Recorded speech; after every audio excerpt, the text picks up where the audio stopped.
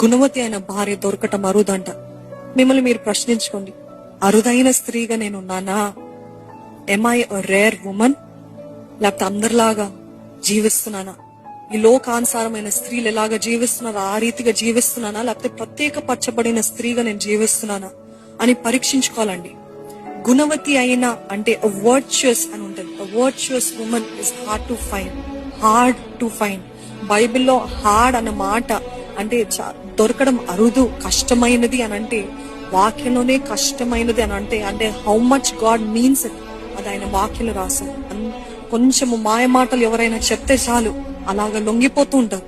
అది మన హార్ట్, మన భావోద్వేగాలు, మన ఫీలింగ్స్. కానీ దేవుడు అంటాడు, డోంట్ ఫాలో యువర్ హార్ట్, నన్ను వెంబడించు, నేను చెప్తాను ఏం చేయాలి. ఈరోజు ఇమోషనల్ ఉమెన్ లాగా ఉన్నారండి.